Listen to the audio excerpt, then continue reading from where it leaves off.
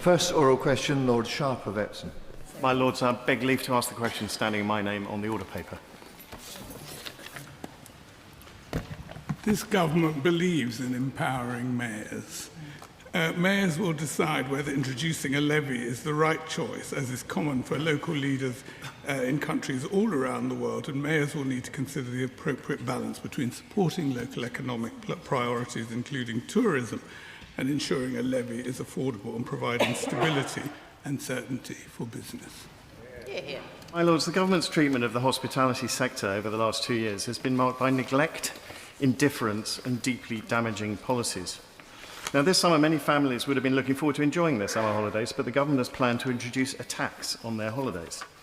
This tax will disproportionately harm lower-income families in Britain and the smaller hospitality businesses that provide cheaper holidays. And that exposes the hollowness of the new Prime Minister's own stated mission to bring down the cost of living. Does the noble Lord the Minister agree that the new Prime Minister should change course, put small businesses and British families first, and abandon the family holiday tax? The visitor levy was announced on the 25th November 2025, and a consultation on the design of the levy powers was launched in the budget. And the consultation is now closed, and a response will be published, and perhaps you won't be surprised to hear me say this, in due course. We expect that local leaders will be able to introduce the levy before the end of this Parliament.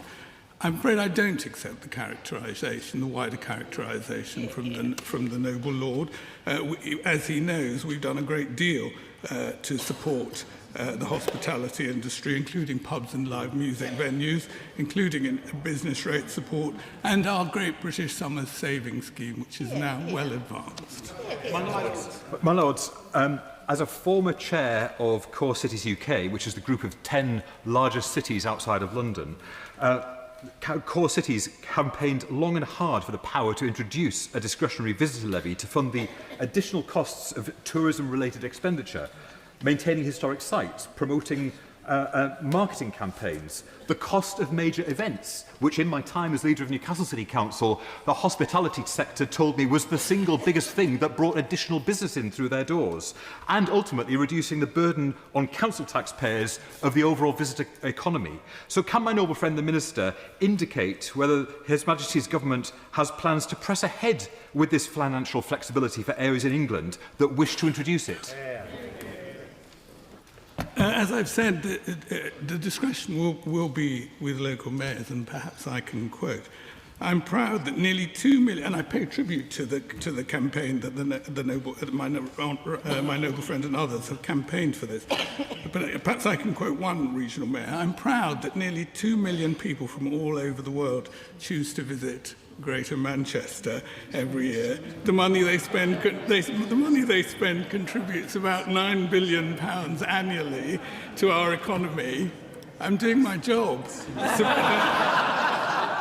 supporting over 100,000 jobs, and the levy will allow us to invest in the infrastructure these visitors need." I do agree with the comment my right honourable friend made, that if mayors choose to introduce this levy, that will help to invest in the tourist economy. When it comes to visitor levies, surely one size does not fit all, and applying them to small family-run operators in our struggling coastal towns will inflict further damage on already weak competitive positions. So I ask, where is the evidence that applying Manchesterism to places like Blackpool, Skegness, and indeed Burnham-on-Sea will not damage growth in these postcodes and drive visitor numbers down? Well, that is precisely why we're leaving it to local mayors to decide. Of course we won't impose a levy from the centre. I've already said that the consultation has been completed, and we will announce the response in due course. But of course we're not going to impose the same thing everywhere. My Lords, we support devolving more economic power to local areas, but any visitor tax must come alongside vital relief for a sector that's already struggling under the government's NIC hikes that happened not so very long ago. So will the government enact an emergency 5p cut on VAT, that's on hospitality, accommodation and entertainment until April 2027 to provide some ongoing relief? And will they also give us a cast-iron guarantee that a tourist tax will not be an excuse to further cut already insufficient local government funding? The government has taken a number of fair and necessary decisions on tax, welfare and spending to fix the public finances. And of course, I should, in honour of Lord Livermore, mention the £22 billion black hole. I'm sorry, I'm on spirited form today. One of those decisions was to make change. This is a very serious matter. One of those decisions was to make changes to employer national insurance contributions, and the government has protected, as the noble lady knows, the smallest businesses from these changes by more than doubling the employment allowance, which allows eligible employers to reduce their employer NIC bills by up to £10,500 per year. And as the noble lady knows, our commitment to supporting greater fiscal devolution to local authorities has been redoubled. I noticed very carefully the Minister's well-crafted job application, which I hope the Prime Minister notices as well, and that he's successful, and he's done it with a smile on his face, with the right attitude, so good luck. I noticed in his answer 3 times he referred to mayors. Can he confirm that the only places in the country then that will face this family holiday tax will be those where there's a directly elected mayor and nowhere else? I thank the Lord for his kind remarks. I don't normally apply for jobs, but there we are.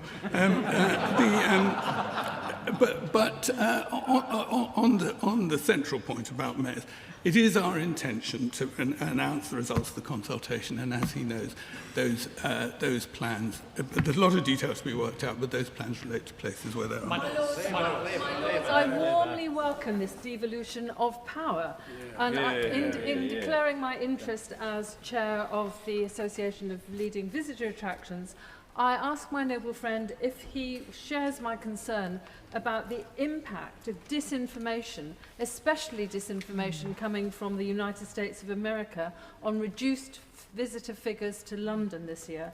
Would he also join me in welcoming the campaign of my newly ennobled friend, the Mayor of London, to showcase our wonderful city and tackle this online disinformation? Yes, I do share my noble friend's concern about misinformation and disinformation, not just in this regard, but in many other regards too. And I'm particularly concerned, as noble lords know, with whom I've been discussing the elections bill, about foreign interference in various matters in our lives here, including elections. On the question of London, of course London is a wonderful city. It's a safe city, and the government has an ambitious target, 50 million inbound visits a year by 2030, and I pay tribute to the work my noble friend is doing to promote those activities. London is a wonderful place, and don't let anyone tell you otherwise. My lords, a visitor levy is a poor prospect, damaging the hospitality sector and its employees. No doubt a contributor to today's ONS unemployment figures of 14.8% for the 18 to 24-year-olds. The Prime Minister has made an array of promises: a cut in VAT on electricity, lifting the personal tax allowance, ending rough sleeping, a huge council house programme, and relocation packages to get civil servants to move north. No cheering. Can the Minister explain how all these new commitments will be paid for, and whether Parliament will be given the chance to probe the many questions that arise in the coming days and weeks? Shall answer. I thank the noble lady for setting out the government's plans so clearly and enjoying so much support from behind me. But I would say that this visitor levy is really important. It exists in every G7 country. I'm sorry, I don't want to be completely flippant about this. This is really important. And it is, but of course we expect local authorities, mayors, to take proper decisions about how to fund these things and to grow their economies. My Lords, from the polls that have been done, the use of the visitor levy for the support of museums, theatres and other tourist attractions would be popular, not least because most visitors to our cities, whether domestic or international, come for the arts and culture. I hear what the Minister says about decision-making, but does he appreciate the helpful circularity that support for our culture in this way would itself further stimulate hospitality, including the hotel and restaurant trades? I do absolutely agree with that, and I should declare my own interest as the former chair of English Heritage, so I have first-hand experience of these matters. The costs of visitor attractions are I think, what economists call externalities, and this visitor levy will help to redress that. Second oral question, Baroness Jones of Moulsecourt. I beg leave to ask the question standing in my name on the order paper. My Lords, a report of the bycatch risk prioritisation framework will be published by the end of the year. And the framework will identify where we expect bycatch risks to be greatest across the UK. This will help us to target monitoring and mitigation effects on the species, areas, fishing gears and fisheries that need the most attention. The report will provide a snapshot of current understanding, while the framework will be updated over time. I thank the Minister for her answer, but at the moment, every year, fishing boats are catching, and this is an underestimate because not all boats are monitored, at least 10,000 seabirds, at least 1,000 cetaceans, harbour porpoises, common dolphins, humpback and minke whales, and around 500 seals. That's absolutely appalling. So I'm going to ask the Minister if she will take back to the government, this new government that wants to, do the right thing. When will the government publish bycatch action plans for seabirds, cetaceans, seals and protected fish species? And when will the government require remote monitoring on all fishing boats in UK waters, including those under 10 metres in length?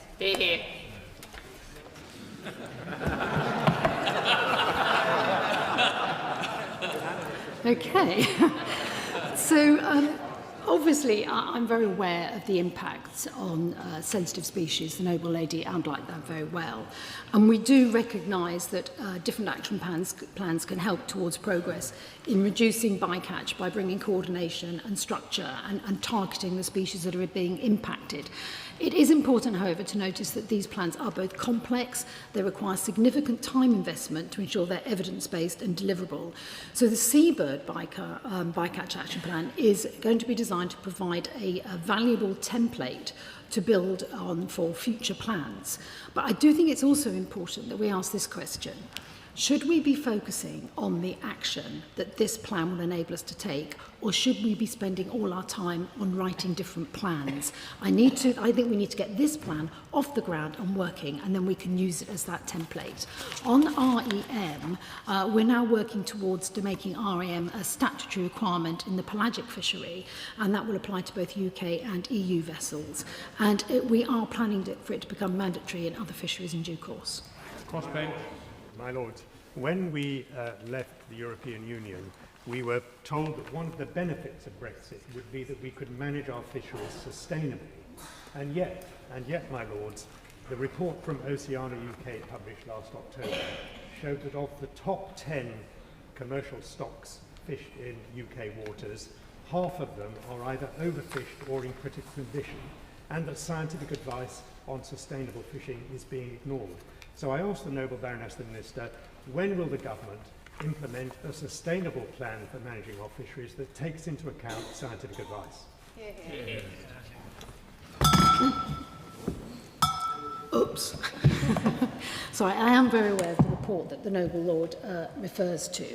And it is important to raise this because it's something that we do need to continue to work on. And through the negotiations that we do always want to achieve the very best possible outcomes for the UK's fishing industry. But at the same time, we have to recognise that we need sustainability alongside that. There are always challenges we need to work through. We are going to continue to work closely with the industry as we have done to improve both our scientific understanding, but also better understanding of management measures in order to protect fish stocks and improve sustainability. The complexity of this issue, but I wanted to ask about transparency, which is very important here. Will the government publish the underlying evidence and risk assessments alongside the framework so that Parliament, scientists, stakeholders can scrutinise how priorities have been determined? Well, as we move towards publishing the frameworks, I'm sure we'll be taking into mind the requests that the Noble Lady's made. It's what the Minister said in response to Baroness Jones's point about remote electronic monitoring, and she talked about where it might be mandated but not the size of vessels. And one of the issues in bycatch and discards is that smaller ships, smaller boats fishing in our waters are as responsible for that. And so can she make a comment on mandating all sizes of boats? We're looking to do is to start with the larger vessels because that's going to make the biggest difference and have the biggest impact. And from that, as I say, we're looking to mandatorily roll that right out, and we will be looking right across all vessel size on that because we need to make the biggest difference. My Lords, the English Atlantic salmon is also a victim of bycatch, and yet it is on the IUCN Red List of endangered species. The salmon is an easy-to-monitor species that is a key contributor to and indicator of the health of our native ecosystems. What progress has been made on rolling out the bycatch initiative to UK vessels, but also EU vessels where this government has given another 12 years of access to our fisheries? Will EU vessels also be managed under this plan? And I declare my interest as the owner of fishing rights in England and Scotland. Perhaps I should also declare my interest. I have fishing rights in England for salmon and brown trout, actually. But coming to the Noble Lord's questions, obviously, a lot of these issues are tied up with the negotiations we're doing with the EU around fishing rights and so on, and what access that the EU will have. So it's difficult for me to comment on that at the moment in any detail.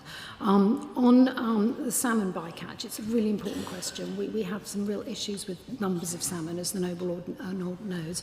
So what we've been doing in DEFRA on salmon, we've been exploring the different options to improve the data collection for salmon bycatch, and that includes the monitoring with REM on vessels, so we can have a clear picture, get more data in and look at how best to target the problems that this is causing salmon stocks. My Lord, will my noble friend confirm that some of the best fishing is around the Falkland Islands? And will she confirm that as far as this government is concerned, the Falklands are, always have been, and will remain forever British? I think the answer to that is yes. The Minister confirmed that the government still intends to meet its legal duties to achieve good environmental status for UK seas, given that bycatch is repeatedly cited as a key barrier to this. Can you tell us what quantified time-bound targets this framework will contain to try and get us to that aim? Thank you. Well, my understanding is that the framework will be ongoing. So we get it set up, we get it working, we collect the data, we monitor, and it's ongoing. And it also, as I said, informs further frameworks going forward in the future. I should perhaps declare a sort of interest as I took the Fisheries Bill through your Lordship's House, and all that we've heard today was very much chiming when we had the consideration of what I'd like to ask the Noble Baroness is, what progress are we making on the redesign of nets, which was a subject we discussed because of the bycatch issue, and also the imperative, which I hope the Noble Baroness, the Minister, will agree, that we work with the fishing industry alongside them so that we make the progress for maximum sustainable yields, which we all desire. The Noble Lord makes a very, very important point. We have to work with industry if we're going to resolve this, because we need, as I said before, the balance between sustainable fishing and supporting the industry and ensuring that we don't have bycatch that causes huge problems to some of our most threatened species, marine species. He makes a good point regarding nets. I know there has been work done on what nets are made of, what they look like, the size of the holes, all sorts of things like that. That work is ongoing, and I'm happy to keep him up to date with it. My Lords, does my noble friend the Minister not agree that we need more patrolling and monitoring of our inshore waters and exclusive economic zone, and that perhaps it would be a good idea to actually have some more ships and a slightly larger navy? I would never want to disagree with my noble friend about the requirement for more ships. One of the points I was trying to make is that we actually don't know how large the bycatch from all the fishing ships are. And we can't make plans or even solve the problem if we don't know how many other species are being killed. And that's why the remote monitoring is so important. And as the noble lady here said, it's about all ships, all boats, not only the larger ones. So it's also about the greatest impact, which is where we start work with the ships that have the greatest impact. I'd also just kind of gently say that, 10 years ago, I was the Shadow Fisheries Minister. We were talking about REM coming on board ships then, and it hadn't happened. We are actually starting to do this, and that's really important that we're finally starting to do something that's going to make a difference and will start to provide us with the data that we need in order to target in the way the noble lady suggests. Oral question, Baroness McIntosh of Pickering. I beg leave to ask the question standing in my name on the order paper. My Lords, the land use framework strengthens our commitment to maintain overall food production in England. A resilient food system requires a thriving natural environment. The vast majority of agricultural land will continue to prioritise resilient food production alongside nature and climate benefits. The framework sets out how we can use land more efficiently using a mixture of productivity improvements, multifunctional land use and the safeguarding of our most important agricultural land. So as the noble lady is aware, England is now the only UK nation no longer to be receiving direct farm payments, leaving an enormous gap to be filled between the direct farm payments and the environmental payments coming into play. In that regard, the land use framework is a wasted opportunity. There should have been a greater focus on profitability and productivity. Instead, land is being taken out of food production, with livestock losing out to greenery and rewilding. She need look no further than her own area of Cumbria and Northumbria. Will the government put the top priority on food production and food security? Well, I can absolutely reassure the noble lady that the land use framework makes a very clear commitment to maintain overall food production in England. And analysis does show that this is achievable alongside the proposed land use changes. But also, food will be produced more sustainably from less land if we have a proper combination of multifunctional land use. We need to safeguard our most important agricultural land, and we also need to look at how we improve productivity. And we also know that many of the improvements that are coming through a sustainable farming, like improved soil quality, increases that productivity. Bearing in mind the current crisis over our defence budget and the fact that feeding our population will be as important to our nation's survival as the efforts of our defence forces, I wonder if the noble lady, the Minister, considers it sensible land use planning to allow large tracts of our best agricultural land to be used for solar panels, sometimes 3,000, 4,000 at a shot, as it were, when we have so many roofs and reservoirs and lesser quality land available. It does seem to me to be unwise, unstrategic, and against all the best principles of the land use framework agenda. Well, I think one thing that the recent global instability has shown is that we do need to be more self-sufficient and strengthen our energy independence. And doing so can also help to lower costs and tackle climate change. In addition, farmers and landowners can choose to diversify their income through solar projects on their land, and that can also increase the resilience of their farming businesses. I'd agree with the Noble Lord that solar installations on rooftops and reservoirs are important, but they can't deliver the kind of scale, the capacity that is required to meet the nation's needs on their own.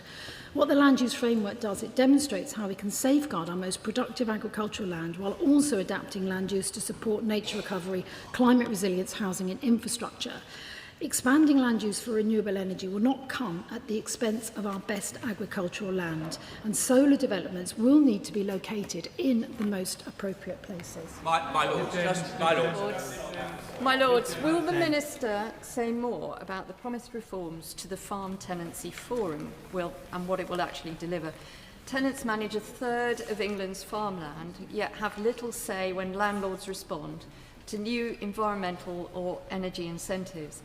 Can she confirm whether a tenant farmer commissioner, as recommended by the Rock Review, remains under active consideration? I can't confirm that specifically. I would have to go back to the department and check that specific question. But I can say that clearly the department is very keen to work very closely with tenant farmings. It's why we've got a tenant farming commissioner. We want to do everything we can to support more tenant farmers to become profitable and actually more secure. My Lords, can my noble friend knock this nonsense about solar development on the head once and for all? Isn't it a fact that if you were to take all the schemes that are being proposed in developing solar energy on agricultural land, it would amount to a very, very small percentage of agricultural land?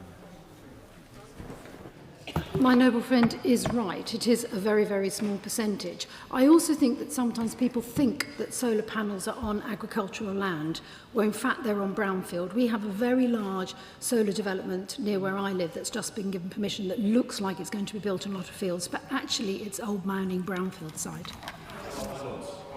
My Lords, the land use framework identified the need for greater intensity and yields from our best farmland in order to compensate for the loss of production elsewhere. Market prices for agricultural commodities do not currently support an incentive to intensify this production and to underpin our food security.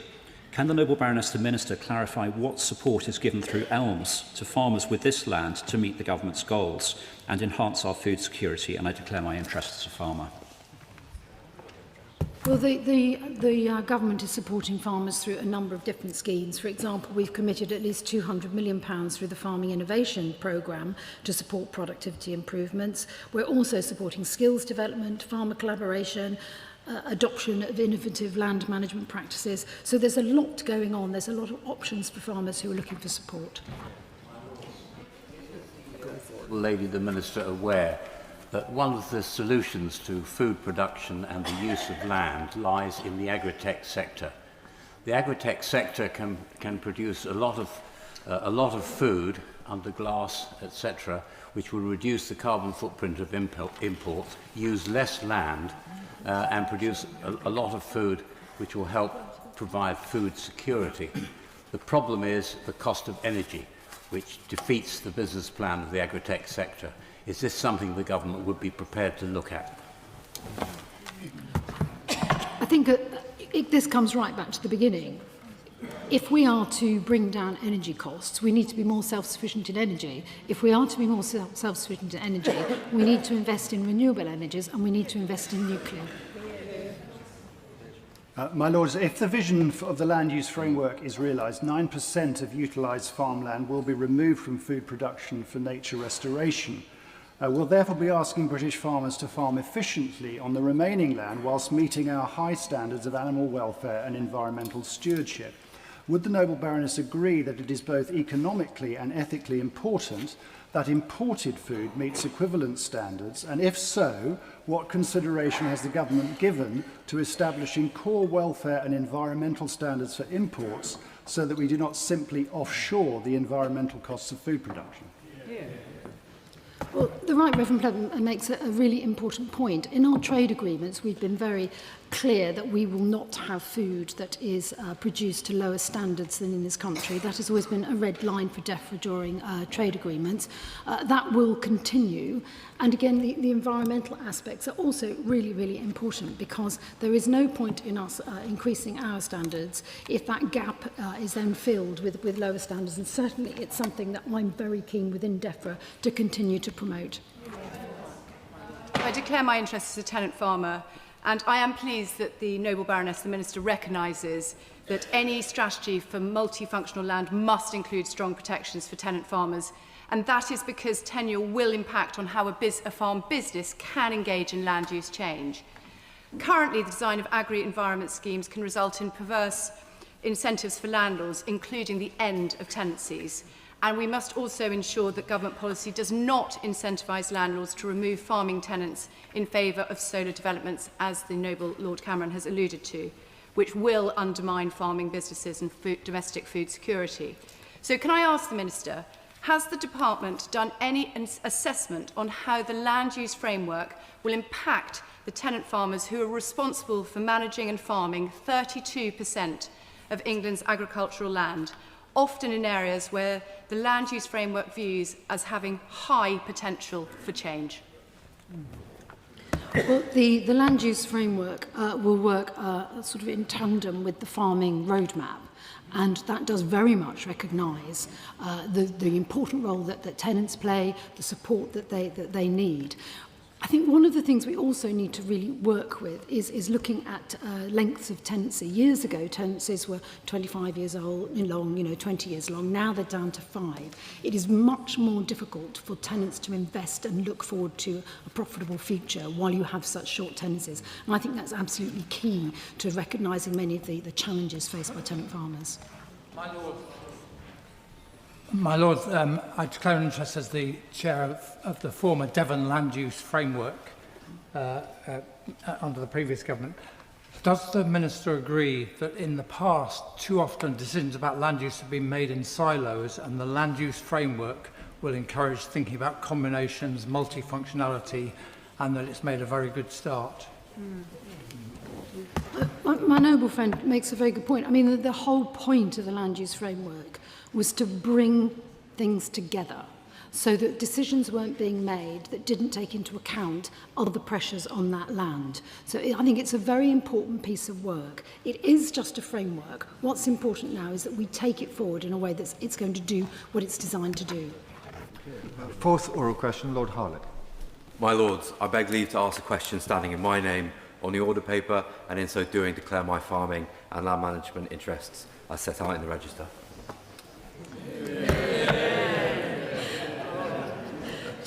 My Lords, Natural England is the licensing authority for most wildlife management issues in England and has the necessary delegated powers to grant game bird release licences on behalf of the Secretary of State. Natural England has the required expertise, experience and technical management to fully assess the potential impacts of game bird releases, including direct access to specialists in this area. My Lords, may I pay tribute to the Noble Baroness, the Minister, for her hat-trick of answers. The former Prime Minister promised to cut quangos and end regulators running riot. Instead, we have more of them, and Natural England has just been found by the High Court to have, quote, acted irrationally and beyond its powers. Wales is now heading down the same road, with Natural Resources Wales pursuing a licensing regime that risks ignoring the conservation case for shooting altogether. So does the Noble Baroness, the Minister, accept that unaccountable quangos are out of control on both sides of the border, and when will the government match its rhetoric with action? Well, Dan Corrie, we did a review of the way the different arm's length bodies in DEFRA.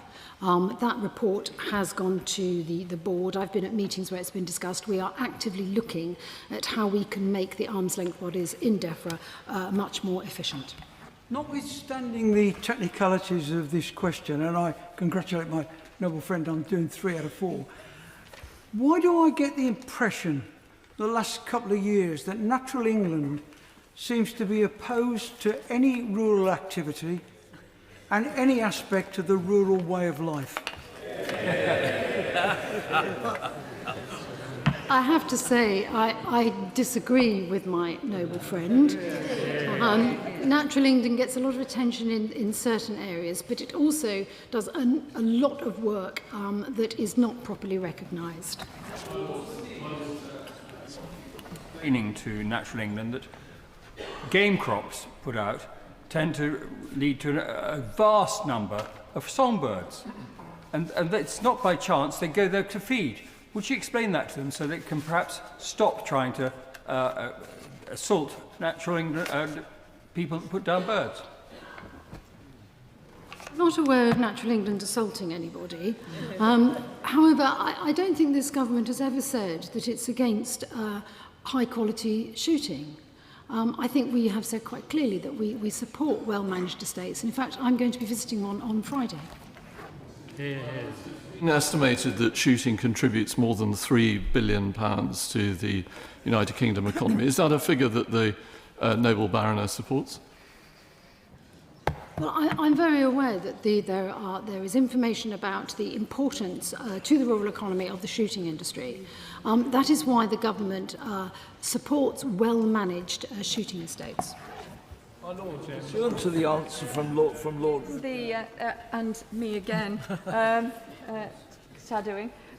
Given avian influenza risk has been rated high or very high continuously since October 24, and licensing conditions were designed specifically to limit transmission to protected birds, can the Minister confirm whether the government feel this approach is actually working, given currently, as I understand it, there's only one special protection area which is expected to receive standard approval this season? And may I just say that I'm very much looking forward to and hopeful that in September we will continue doing lots of DEFRA oral questions with the noble lady. Can I thank the noble lady and say I jolly well hope that too, but anyway, I'm sure I'm waiting to find out. But no, I mean, she raised an important issue of avian influenza, and it has caused some serious problems. This year was worse than last year, not as bad as a few years ago, but it's not going to go away. So the way we manage avian influenza is incredibly important, and that has to include the way that we manage and release game birds. My Lord,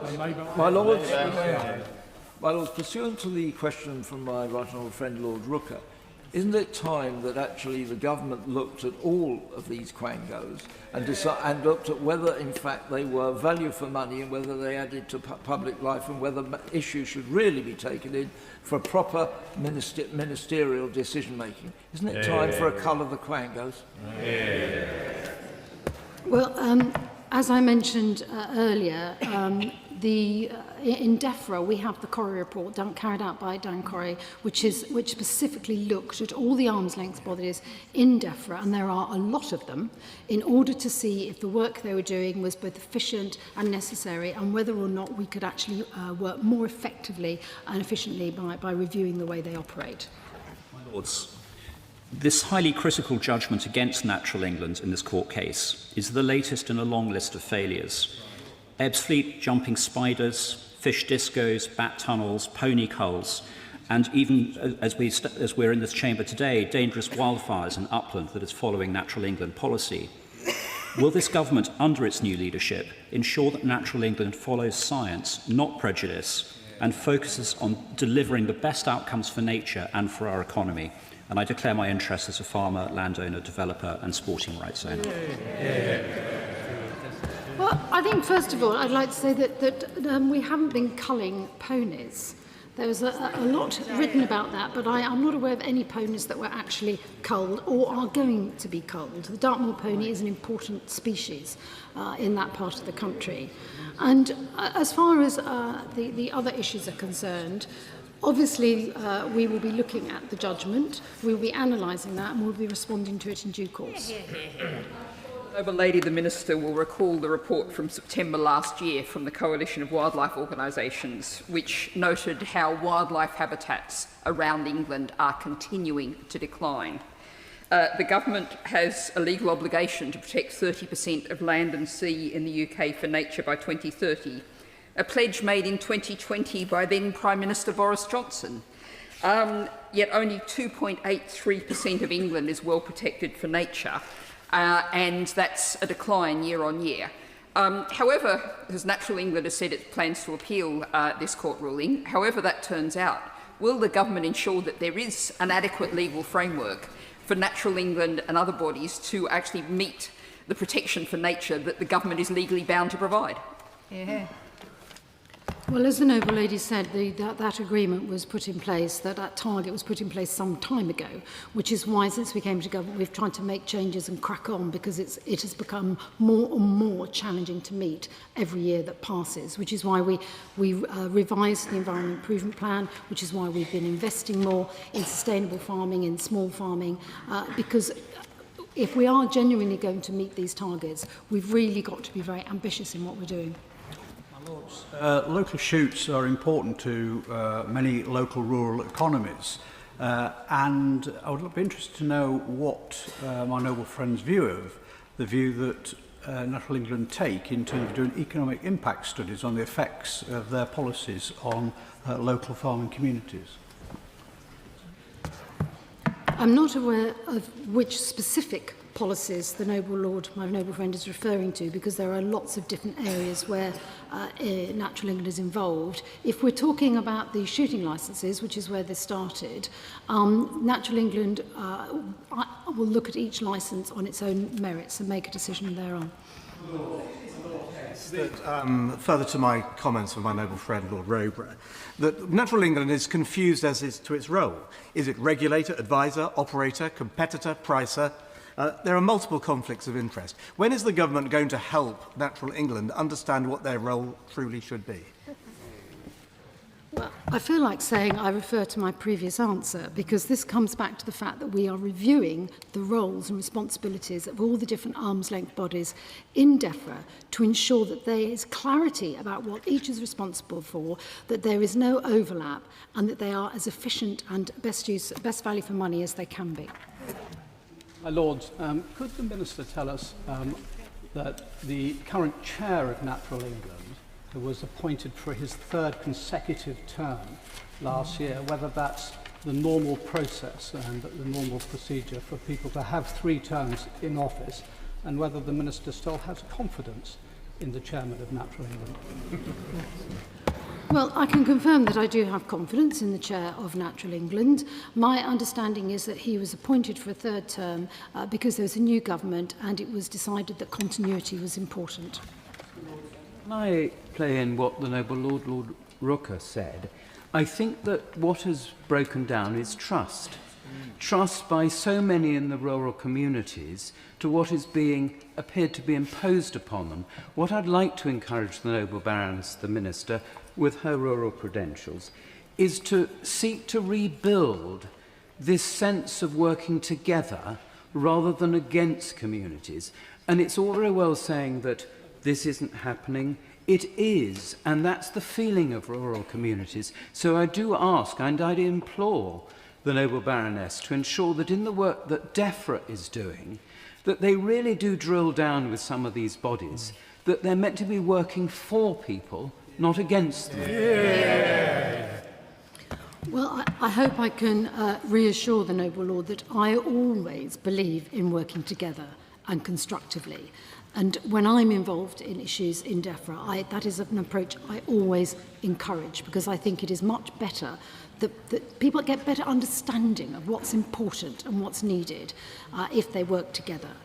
We have a new Secretary of State, as I'm sure noble lords are aware. She was a minister in DEFRA before, which is helpful. I shall make sure that she understands the concerns of this House. Yeah.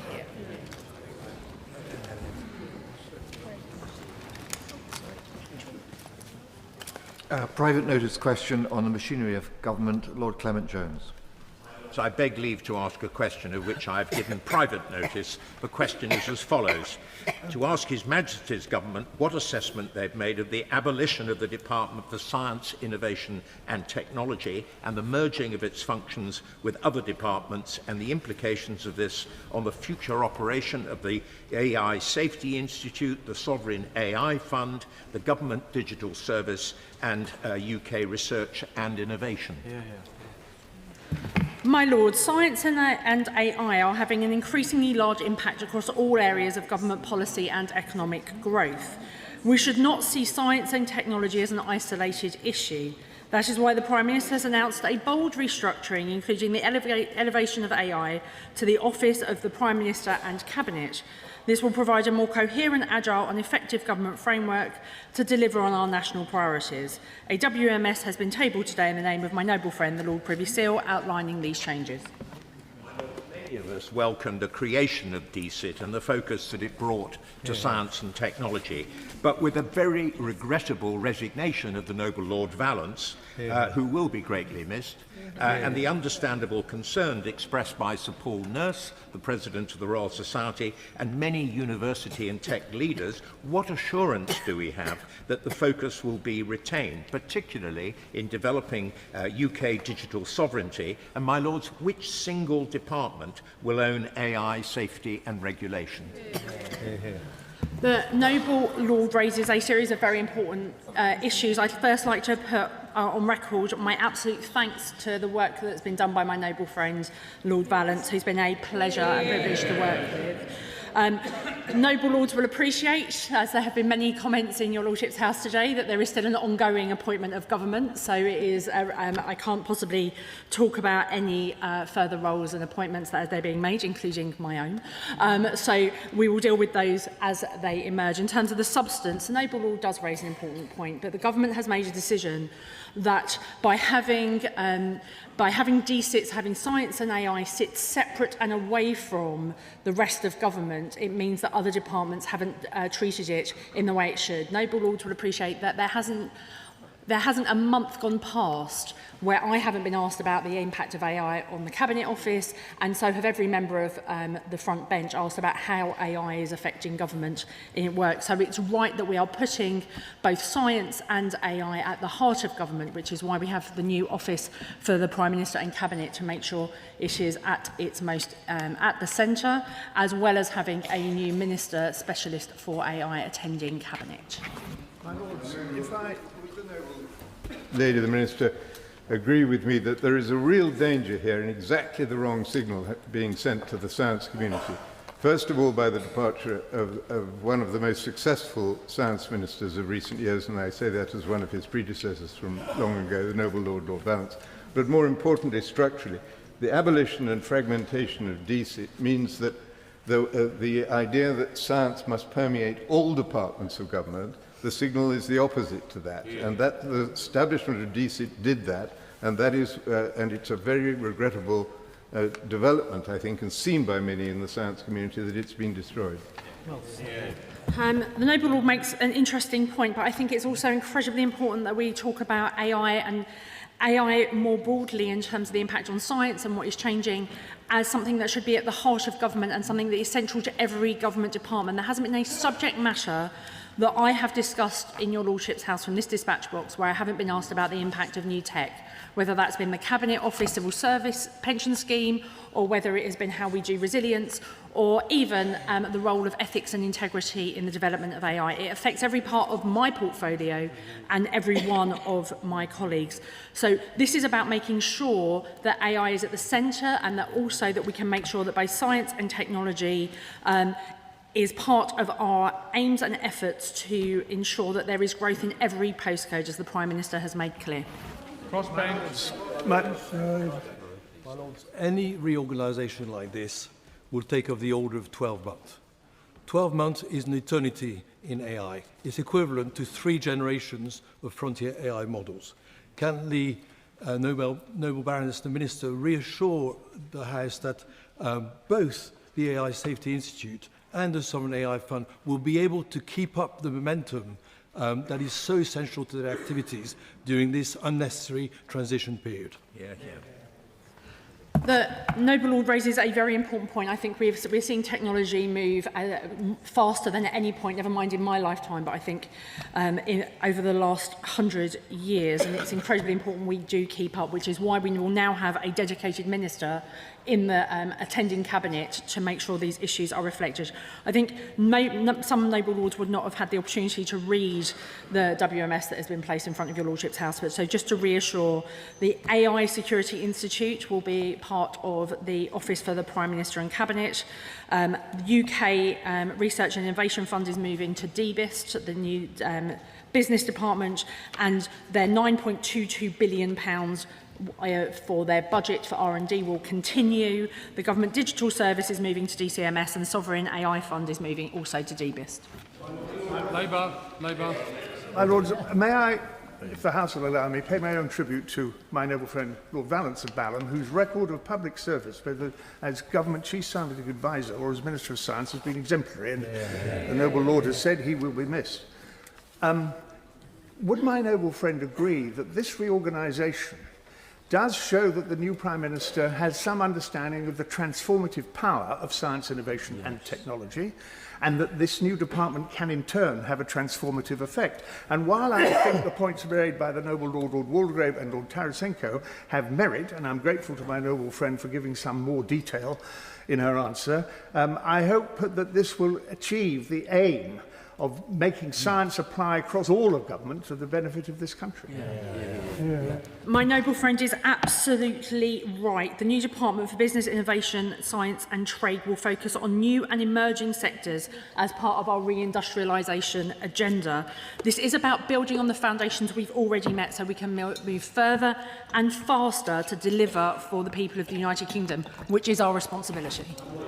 Conservative. Minister, there is much scratching of heads between the detachment between science and technology. We hear about an AI minister that will now be in a new office at the Cabinet Office, and some are also saying at DCMS reporting into. But what we were talking about is the movement in technology, quantum computing, cyber security, and what's happening in terms of investment into all forms of technology. So the challenge now is, where will technology sit as a focus for this government? Noble Lord raises a very genuinely valid point, but this is about how we mainstream everything and put it at its heart. Everything we're talking about is AI-enhanced reindustrialisation, and I appreciate that there are many times where we probably use the words AI as short speak for whether it's tech, whether it's science, just because of how quickly the technology is moving on. But I want to reassure the noble Lord that across the 8 industrial priority sectors, we will continue to make sure that AI and science and technology are at their heart. Lib Dems. There are 5 areas where a country or a company can lead in artificial intelligence. So one is people, one is chips, one is models, and one is infrastructure, and the final one is deployment. The leading global companies are spending about £500 billion this year on it. Our spending as a country will be roughly 0.3% of that. Given the scale of our investment compared to others, does the machinery of government changes reflect the government choosing to focus on an area where we can have stronger comparative advantage as a country, or does it mean that we will still continue to try and lead on all of those areas? The noble Lord is right that we're talking about how technology and how the advancements of technology are going to fuel economic growth going forward. That is a priority for the government, as the Prime Minister has made clear. In terms of the prioritisation of that, that will come in the coming days. But our key here is about making sure that the reindustrialisation through these tools and using these levers can work for every single corner of the United Kingdom, making sure that there is no longer a postcode lottery in people's opportunity to invest and also to make best use of these tools. My Lords, it's Lord Krebs. It's crossbench next, then I'll come to Conservative bench. Crossbench is next. Grateful. My Lords, for those of us in the scientific community, there is concern about the erosion of funding for basic discovery science, which of course is the bedrock of all future applications of science. So I ask the noble Baroness the Minister, in this reorganisation, can she provide reassurance that UKRI will not reduce further the support for basic discovery science? I very much want to be able to reassure the noble Lord, and can. The £9.22 billion that UKRI has for 26-27 is to be distributed and will continue to be distributed across 3 buckets: basic curiosity-driven research, foundational research, and research targeted to addressing strategic government and societal priorities, working with to support the growth of innovative companies. That will remain the case. That Kanishka Narayan, who's a great minister, has gone into the cabinet, but it is obviously the abolition of DSIT is a phenomenal waste of time and will take 3 months of civil services time when they should be focused on policies. And government digital service should obviously be in the cabinet office, by the way. Could the minister tell us where sovereign AI will sit? And also, I gather only 100 million of the 500 million pounds announced has actually been allocated. Can she guarantee that the other 400 million will be allocated over the next 2 years? My Lords, the Sovereign AI Fund will sit in DBIST. And as the Noble Lord is very aware, on the 16th of April, we announced the £500 million fund. I have nothing that suggests that we will not be spending every penny of it. My Lords, isn't the point here that this country is brilliant at innovation, thanks to our wonderful science base, but we're hopeless at adoption and taking advantage of it? And so many British inventions are being developed with investment and overseas. Surely putting science and technology within the business department is the way to ensure that when we have these future inventions, we actually get the resources to develop them and take advantage of them in this country. My noble friend is absolutely right. These changes are to make sure that we can align science and research based directly with commercial application and job creation. Noble Lords will be aware that the new Prime Minister has announced the number 10 of the North. This is to coordinate a growth-based strategy for every corner of the United Kingdom using the tools available to us so that we can actually use the levers of government to deliver for every postcode. Foster. Noble Baroness has said about AI, and I presume that it now sits within the Department for Business. Given that, will the Noble Lady, the Minister, wearing another hat, a hat which I very much hope she continues to wear in Northern Ireland, meet with me, because we do not have an AI growth zone, despite the fact that all the rest of the UK has growth zones. We do not have an AI growth zone, and I think she will want to ensure that we develop that. The Noble Baroness is absolutely right in terms of my commitment and passion about Northern Ireland, and I, of course, will take every opportunity to have a cup of coffee with her. I plan on being in Northern Ireland Northern Ireland over recess, subject to events, and we will do so then. This appointment of an AI minister to Cabinet does indeed give a timely prominence to AI policy making. But would the Noble Lady, the Minister, accept that it also removes a good deal of clarity? Who owns AI policy between DBIST, Cabinet Office and the Minister himself? What will the AI task force do that these ministries will not? And is the purpose to develop new AI policies or to execute existing ones? The Noble Lord is more than aware that the role of the Cabinet Office is to coordinate policy across government, hence the establishment of an AI task force to make sure and to support the work of the new Minister.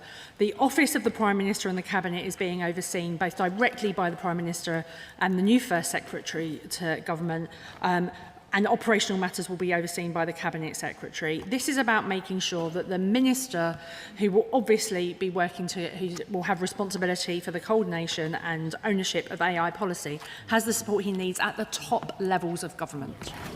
The Noble Lord spoke about messages sent, and the Noble Lord Krebs talked about concerns within the research community.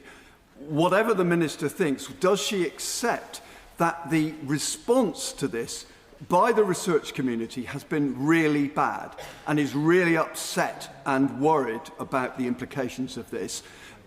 Does she accept that, and does she accept that the government has a big job in raising up the morale and explaining to the research community how it's going to work for them? Well, I thank the Noble Lord for his question. I just would want to cite the new Prime Minister who said we will choose hope to build a fairer society. Hope is definitely the word of the day, my lords. So on that basis, absolutely, and if he heard the words of the new Business Secretary on the Today programme today, he was very, very clear that he'll be reaching out to all parts of the science community to reassure them and make sure they understand that they will now be at the heart of government, which is why we've made these changes. My lords. To answer the simple question, is she not embarrassed that the only way we've been able to discuss this important matter is a private notice question? And should not this be brought in front of Parliament to discuss these issues? And it is a disgrace that these steps are being taken, and what is happening is that the legislature is being overrun by those who are in charge. Well, my lords, last checked, I thought I was a member of Parliament in the broadest sense, and that this was a member of the Houses of Parliament. I am in front of Parliament. We have tabled a written ministerial statement, as is normal, a PNQ, which is normal, and we have done exactly as we would do at any other point in terms of addressing and updating your Lordship's House. I want to be very clear, however, to the noble Lord and to your Lordship's House, I am not embarrassed about my government. I'm very, very proud of it. My Lord, the time allowed for this question is now up. Members who wish to leave before the next business may do so quietly and quickly, please.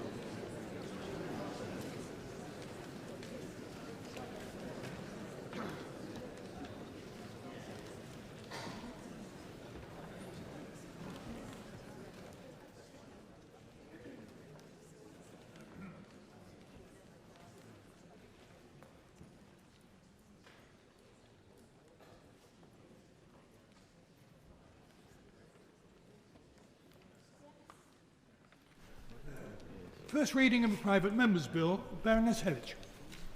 My Lords, I beg to introduce a bill to establish a closed season from the start of February to the end of September, during which the killing or taking of brown hares is prohibited. Protect mountain hares, repeal the seasonal prohibition of the sale of the hares in the Hares Preservation Act 1892, and to connected purposes. I beg to move that this bill be now read a first time. The question is, will this bill be now read a first time? As many as are of that opinion will say content. Contrary not content, the contents have it. Business of the House, Lord Trill.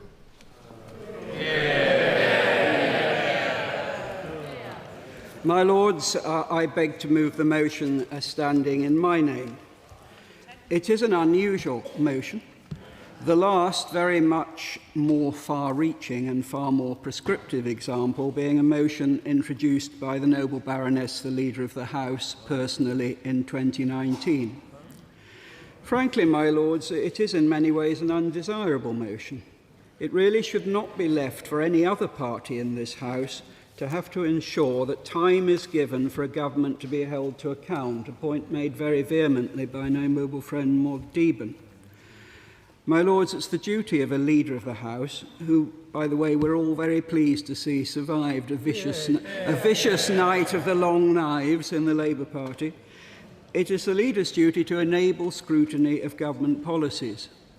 And while the noble Baroness has survived, may I say, while I'm up, how sad we are to see so many outstanding ministers in this House: the noble Lord Timpson, the noble Lord Livermore, the noble Lord Vallance felled with his whole department, as we've just heard, the noble Baroness Lady Chapman, and so many others leaving the government. My Lords, we thank them all for their service to the House and to this country. Now, my Lords, before anyone gets too excited about all this, let me tell the House that all this motion asks for is that the new government should allow a short take-note debate to answer to Parliament tomorrow on their policies. There'll be no vote. Nobody's holiday will be interfered with, whatever the Captain of the Gentlemen Arms is telling people afterwards. My Lords, it is an opportunity for the government to set out the policies of which the noble Baroness Anderson has just said they are so proud. And if the noble Baroness, the Leader of the House, tells the House she will give adequate time for debate and scrutiny in Parliament on the new government strategy and all its new announcements tomorrow, and indeed all this week, then I can withdraw my motion. My Lords, these are unprecedented circumstances. Only once before in the whole of British history, in 1963, has a Prime Minister taken office who didn't put himself before the British people at the previous general election, and what is more so during a recess of the House of Commons. All recent Prime Ministers taking office in similar circumstances have made themselves available to Parliament. Contrast that with the new Prime Minister's convenient entry to number 10 on the first working day after the Commons had adjourned for the summer recess, and the unseemly finagling of changing Commons business to deprive the opposition of our scheduled Opposition Day debate for fear we might vote for the House of Commons to sit this week and hold the Prime Minister to account. Now, having suppressed scrutiny by the Commons last week, is this now to be followed, my Lords, by imposing a whip? I thought we had heard that Mr Burnham didn't like whips to suppress scrutiny of the government in this place. It looks as if the Prime Minister, my Lords, is bending over backwards to avoid telling Parliament what his plans are. But yesterday, outside Parliament, while Parliament was sitting here, he declared grandiloquently that he would be, and I quote, a circuit breaker for Britain, bringing forward the biggest changes in the last 40 years, a new political model. A new model, incidentally, which includes putting someone who resigned on propriety ethics issue in charge of propriety and ethics, and someone who resigned over a housing issue in charge of housing. My Lords, I have heard of thumbing the nose at the so-called establishment, but there are points when it can look a little rich. Now, the Cabinet met earlier today to discuss the government's new ideas. The noble Baroness was there. So can your Lordship's House, can this Parliament, sitting here in this place, not be told the barest outline of this new political model, the new economic model, and the 10-year plan?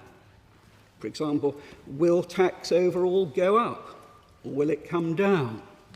Will welfare spending rise, or will it be cut? What is the fiscal strategy? Already, my Lords, the government has talked or briefed outside Parliament about cutting energy bills, lifting the personal tax allowance, nationalising Thames Water, the biggest council house programme since the war, giving mayors more funding, creating a national care service, more overseas aid, cutting student loan repayments, more employment support, and ending homelessness. Yes, my Lords, but where is the money coming from? They're not so noisy now, my Lord. They're the opposite. And can the noble Baroness shed any light on all this? Can she say which of this list are commitments and which just backstairs smooching of the media and, it seems, some backbenchers? After all, she was there in Cabinet this morning. My Lords, the Ministerial Code is absolutely unequivocal. It states, and I quote, "When Parliament is in session, the most important announcements of government policy should be made in the first instance in Parliament." Why has that not been happening? My Lords, we need statements here, and we need answers. I ask the noble Baroness on behalf of the whole House to ensure that happens. Where, for example, is a statement on ending rough sleeping, which has actually risen in Manchester in the last few years. And the media have been told this morning that the government will pause VAT on electricity, ironically by using our Brexit freedoms. I thought Mr Burnham wanted to end those freedoms, my Lords. Why was this not announced in Parliament before the media were briefed? We haven't even seen written statements on these announcements, though I gather one on VAT was issued moments ago while we were considering the PNQ, and I wonder how many members of this House have had the opportunity to see it. I echo what the noble Lord Deben said. Sir Ed Davey, no less, said the VAT pause was not the best way to help people and doesn't go far enough. Well, you can discuss that. Isn't therefore this an issue for questioning and a short debate, an opportunity for noble lords to put their point of view? Where is the explanation of how this will be paid for? The press have been told it will be paid for by scrapping digital ID. Well, good riddance to that, my lords. But the former Chief Secretary to Number 10, Mr. Darren Jones, has this morning said that the digital ID programme was unfunded. He sat in Cabinet with the noble Baroness until last Sunday morning, running the Prime Minister's office. My lords, he should know whether it's funded or not. So how do the numbers add up? Shouldn't your lordships be able to question that in a short take-note debate tomorrow, which is all I suggest? We're told there'll be more policy announcements made to the media this week. Will the noble Baroness ensure full compliance with the ministerial code and see that each and every one is also made here first, in the first instance? And in the absence of that, agreeing this motion would grant your lordships time tomorrow to question and debate what the Prime Minister says, I repeat, are planned to be the biggest political and economic changes for 40 years. My lords, we are a house of scrutiny, and I think it is reasonable that while we are sitting, we should be afforded a modest time to do our work and question government. Surely it would be a quite extraordinary position for government to order its backbenchers to vote this motion down on the basis that they don't yet know, or they don't want Parliament to know, what Mr. Burnham's plans are. Did hundreds, my lords, of Labour MPs and peers really flock waving their selfies to greet the Prime Minister without even asking what he stood for? My lords, I say again, the ministerial code requires ministers to come to Parliament and make a statement regarding new policy announcements. Now, the noble Lord Purvis of Tweed said on the Chagos bill, and by the way, the former Attorney General, who I'm pleased to see in his place and was summarily and harshly sacked along with many other friends of Sir Keir Starmer. Will the Chagos bill, by the way, now be buried? But on that debate, the noble Lord Purvis of Tweed declared in April, and I quote, "Scrutiny and accountability. These are issues these benches have focused on relentlessly. We shall soon see how relentless the Lib Dems will be today for parliamentary scrutiny and accountability. My lords, scrutiny and accountability are the essential functions, the rights and duties of your lordship's house. So I hope the noble lord be true to his words today and be relentless with the government. Currently, my lords, we have government by continuous press conference and media spin. That isn't what this great house has ever believed in or should readily accept. In this unprecedented situation, the government should answer in detail and with details to this part of Parliament that is sitting. I hope the noble Baroness Leader, when she replies, will set out a reasonable programme of how she'll ensure that is done this week, including a short take-note motion tomorrow. If not, then I reserve the right to submit this motion to the opinion of the House. That the Executive is accountable to Parliament is the most basic and dearly bought principle of our free democracy. It must never be bypassed, and I beg to move. The question is that this motion be agreed to.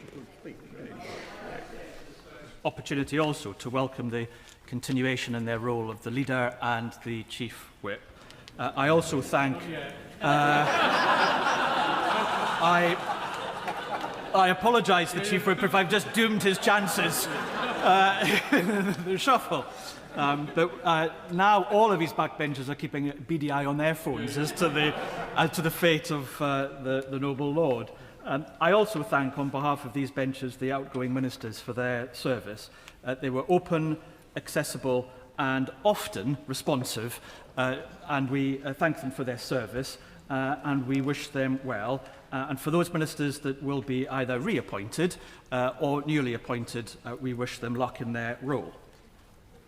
On more occasions than I can remember, the noble Lord, Lord True, has said that this House functions on the basis of a degree of respect among the usual channels. He has said it is a fundamental of how this functions. We are a House of minorities, after all. He's reminded us on many occasions, if the usual channels break down, then the House does not function as it should.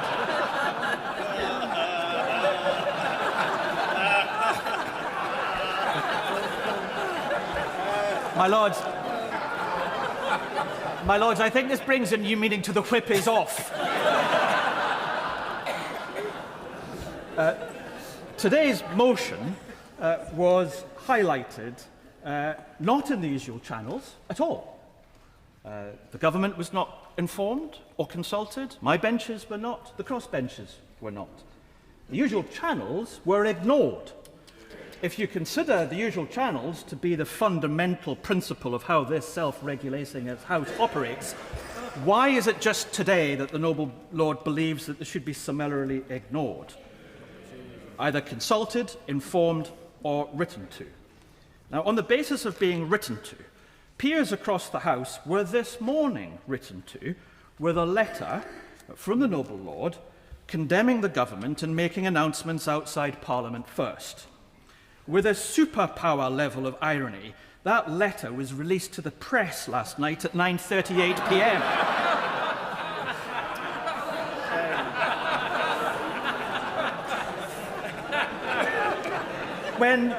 When these benches were asked by Sky News last night for a comment on Lord True's letter, my immediate reflection was to say that no, this could not have happened.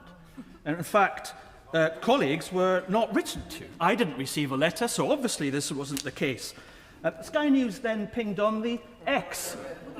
I will happily give way if she wishes to correct the record. The noble Lord just correct the fact that I spoke to both the government chief whip and the Lib Dem chief whip last night well before 9:38. My lords, the noble lady is well aware that there are recognised ways that the usual channels operate.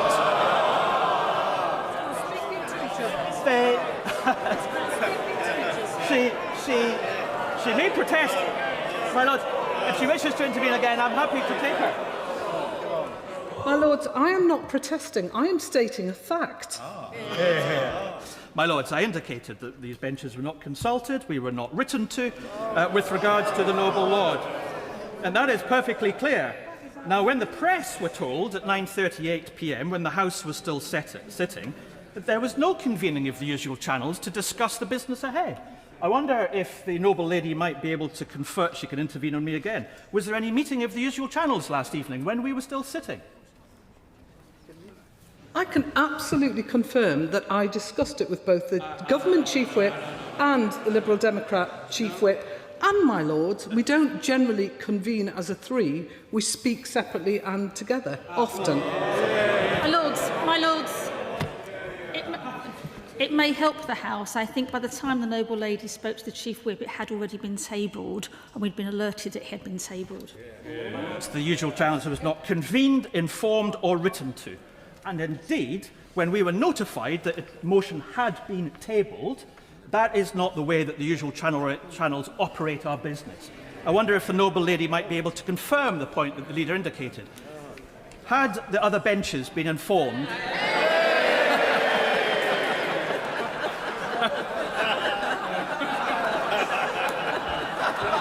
Very convenient.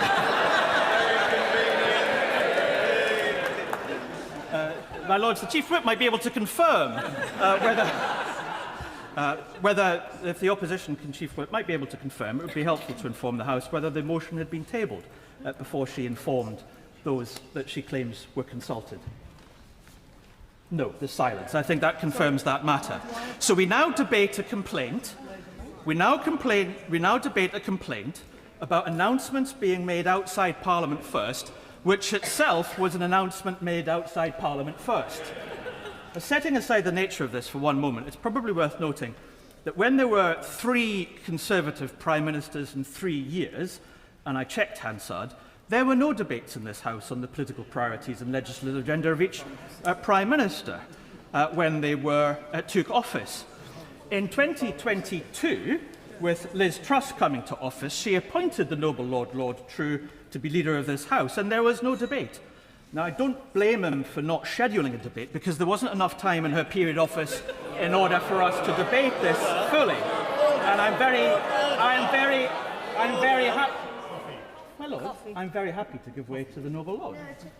If it cuts short the noble Lord's speech, which seems to be an attack on this side rather than any kind of examination of the other, in the case of Mr Johnson went immediately to Parliament and answered questions at great length on his programme.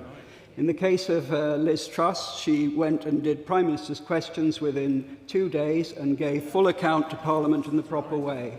The same thing happened in the case of Rishi Sunak. What is different in this case, and the noble Lord can tell me if there is no mechanism by which Mr Burnham has allowed himself to be examined by the House of Commons or be properly accountable to Parliament. My Lords, as Hansard will be able to say, I indicated very clearly that there was no debate on the government's priorities, both political or legislative, in this House, which the noble Lord is seeking that we do. Now, it is his right not to be consistent. I understand that. But when it comes to my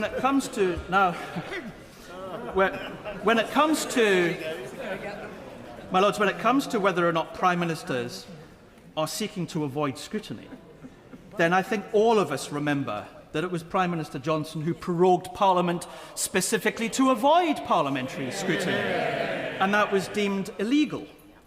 Now, in pre-issuing the letter about the debate, we also need to take note, because I don't think that the noble Lord had been consulting with some of his colleagues in the Commons, because much of this motion now seems to be a bit out of date. The Conservative-chaired Public Administration and Constitutional Affairs Committee conducted an inquiry into government announcements made outside Parliament, and it reported and given considerations on the 9th of January. It said that the code was out of date, given modern media considerations, and needed clarity. I quote from the report in paragraph 40. It said, "The media environment has changed significantly in recent years, and the provisions on the need to make the most important statements of government policy to Parliament first have remained substantially the same since the code was introduced in 1997. It may well be the case that this section of the code needs to be modernised to reflect Parliament first principle, but also recognising that governments must seek to communicate their policies effectively to the public they serve." That was the Select Committee in the Commons, chaired by a Conservative MP, who made that recommendation. The government published its response on the 4th of June, accepting the recommendation, and indeed has stated that the code will be revised.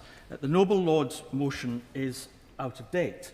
The Conservative chair, Simon Hoare MP, said that he welcomed the government's acceptance to amend the code to be more flexible on announcements given the new media environment, and said, I quote, "It has been clear for some time that the current situation regarding the ministerial code and major policy announcements is untenable.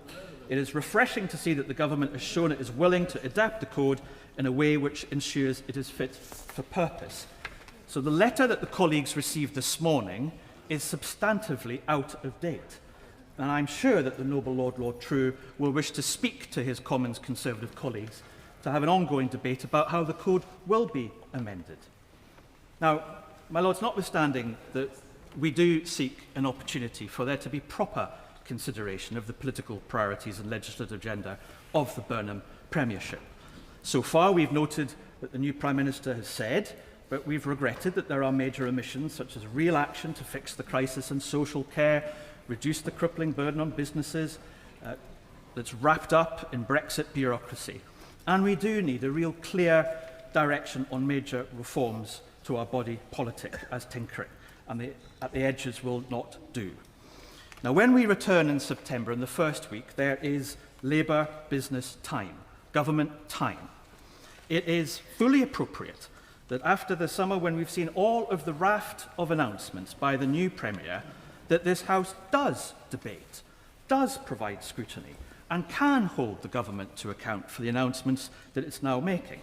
I hope the leader will respond very positively, that when we return in the first week in September, we will have appropriate opportunity for us to take into consideration whether the new Prime Minister's priorities are whether the... if you will forgive me, I'm just... Well, by really popular demand, I shall give way to the noble lord.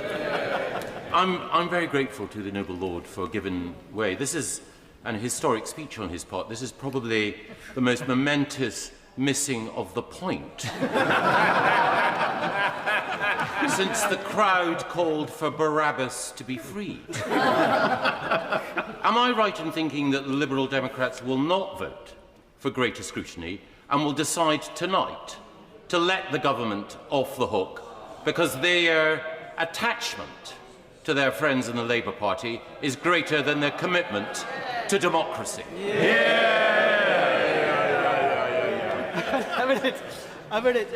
It's not exactly Churchillian to ask for a take-note debate. I mean, we will take note of them on the beaches. We will take note of them on the landing grounds. We will always take note. Was not the speech that I think the noble lord might be thinking we lead to. My lords, I think we've taken note of enough from that side.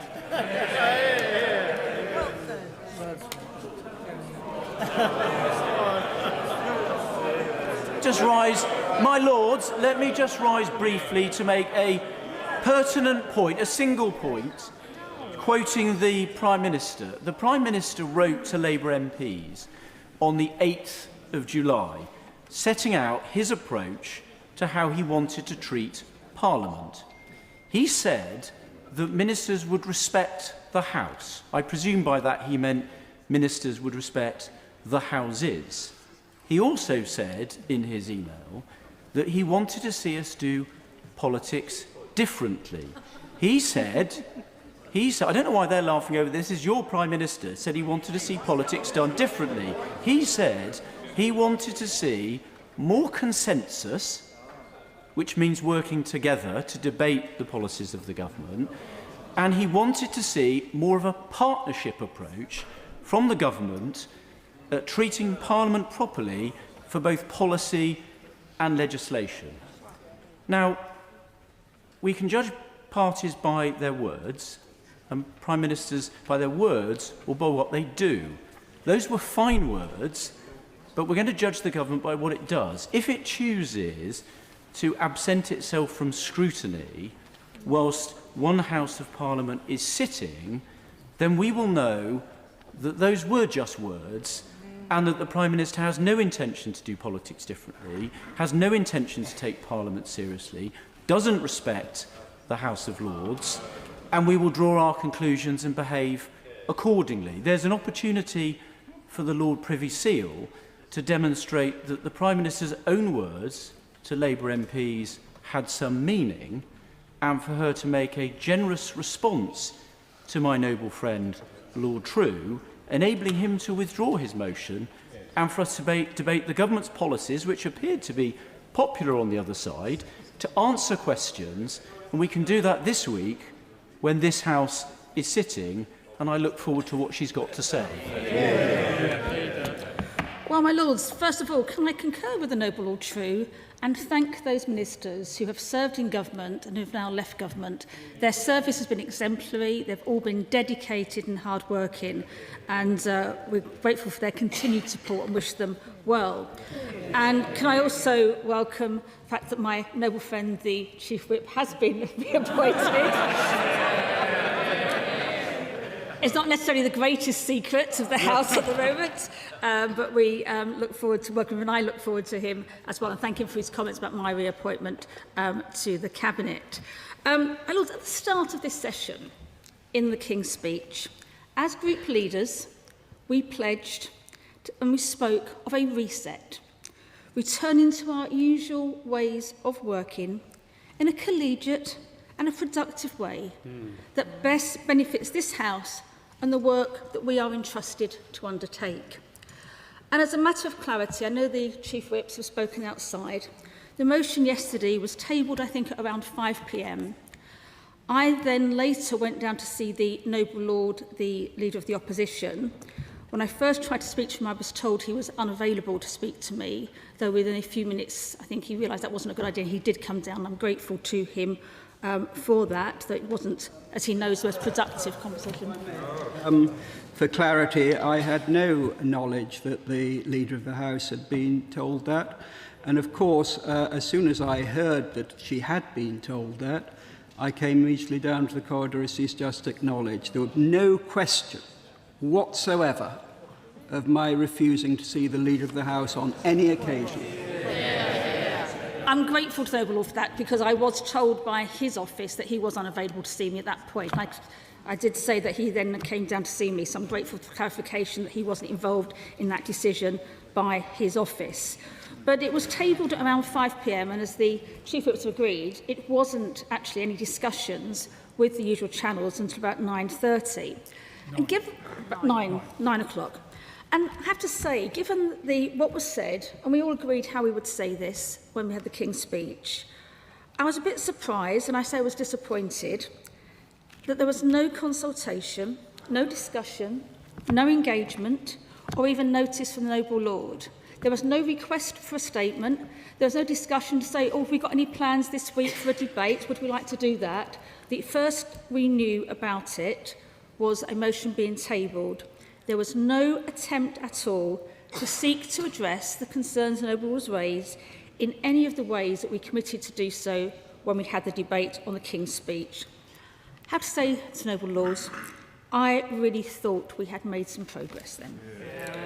And as the Noble Lord said, business motions moved by the opposition is not unprecedented, but they are extremely rare.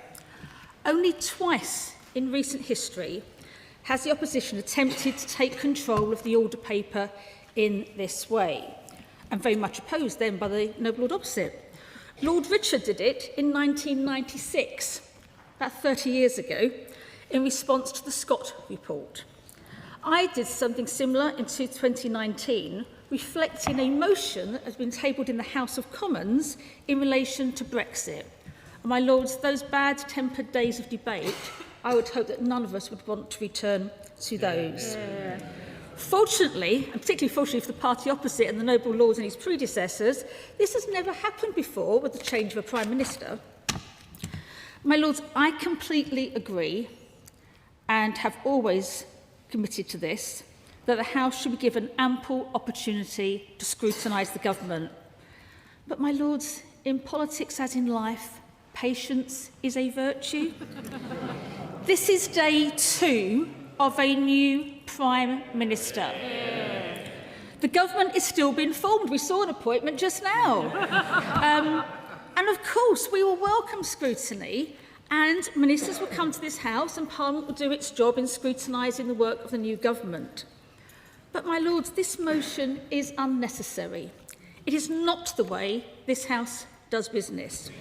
There has not been extensive policy changes at this point, and the Prime Minister has committed to move forward on the basis of the manifesto that this party was elected on at the 2024 election. Now, this morning, an issue raised by the Noble Lord Leader of the Opposition, the Prime Minister announced a targeted intervention on VAT to help with the cost of living. Today, a written ministerial statement was laid to update the House on these matters. A topical oral question on Thursday relates to these matters. And in the autumn, Noble Lords will have to scrutinise the regulations that give effect to the policy.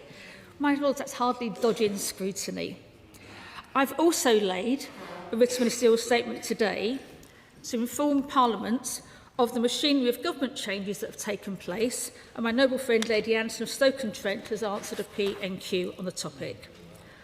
My point is, my lords, that the scrutiny of government is continuing. We have a number of bills before us which also deserve scrutiny. Oral questions will be asked, statements will be repeated, and yesterday an exceptional number, I think 10, private notice questions were tabled. General debates will take place on Thursday, and we will continue to lay written ministerial statements as required. If this motion were carried, we put at risk a full day of business tomorrow, and we put at risk continued scrutiny of legislation this House presumably considers important. My Lords, the Prime Minister has been very clear. He takes Parliament seriously. And I can tell the noble Lord, no, it's no good the party opposite making those comments. On day 2 of a Prime Minister, I'd like to have a considered response from my new Prime Minister and the House fully debate and properly debate when he brings proposals forward. Yeah. And my Lords, as a parliamentarian myself of nearly 30 years, on the front bench, in government and in opposition for over 25, I hope noble Lords will recognise my commitment to the work of this House and to scrutiny of government. And rest assured, we will not seek to evade or avoid scrutiny of our government's policies, because we will be proud of those policies as they are drafted and brought forward for further discussion. And I have to say to noble Lords, this Prime Minister did not set the timing for the change of leadership. The Prime Minister did not set the timing for the recess dates. And in fact, the noble Lord tabled his motion yesterday. He's known for some time now. It's not exactly been a state secret when the new Prime Minister was taking office. My Lords, procedures like this should only be used in rare and unprecedented times. The party opposite is ensured that a change of a party leader between elections is certainly not unprecedented. My Lords, I urge noble Lords not to accept this motion today. But, whatever the outcome, can we just rise above some of the rancour today, which I think was unnecessary? And I wish all noble Lords a restful summer recess, and I look forward to further scrutiny in September. Lords, I reciprocate our noble Baroness on the last words that she used, and of course I wish that to all members of this House. I mean, this House works extremely hard and it certainly merits the time that it will have off. And I also agree with her. I said at the outset of my speech that these things are exceptional. The noble Baroness put forward a motion of this kind at the time of the debate over prorogation, which was pretty well unprecedented. As I explained in my speech, it is unprecedented, apart from in 1963, for a change to take place of this kind when the House of Commons isn't sitting. And that is the case for your Lordship's House being given the opportunity to debate these questions. My Lords, I do value good relations with the noble Baroness, and if by that incident or anything else that she's been disobliged by something I have sin of commission or omission, then I apologise for that. My Lords, if I can return to the debate, of course, we had 10 minutes from the noble Lord Purvis of Tweed. I don't really know what he was on about for most of the time. He certainly wasn't relentless for accountability, my Lords. He's as relentless as a limp rag when it came to criticism of the government. I did think he certainly fell below the standard of the time. So far as the party opposite is concerned, my Lords, and I will conclude not with this, I ask, what are they so worried about? A short 3-hour debate tomorrow, it won't interfere with any holiday plans. Mr. Burnham says he wants to bring back hope, my Lords. That must be more than admission of the hopelessness of 2 years of Keir Starmer, his government, and its huge toll on business and jobs. It must be an expression of confidence, as we've heard from others, that his policies are better. So why are they so afraid to debate them here in Parliament? Now, my Lords, when the time is right. This House is a house of scrutiny, and I believe we should assert our right to be informed and to be heard, and therefore I beg to test the opinion of the House. The question is that this motion be agreed to. As many of that opinion will say content. Content. The contrary, not content. Not content. The question will be decided by division. I will advise the House when voting is open. Voting is now open. Clear the bar.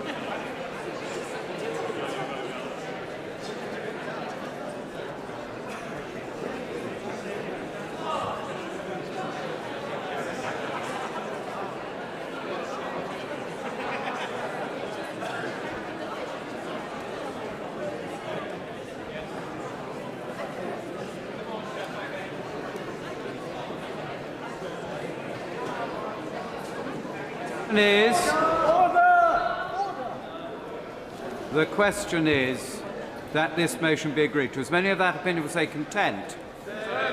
Contrary, not content. The contents will go to the right by the throne, the not contents to the left by the bar.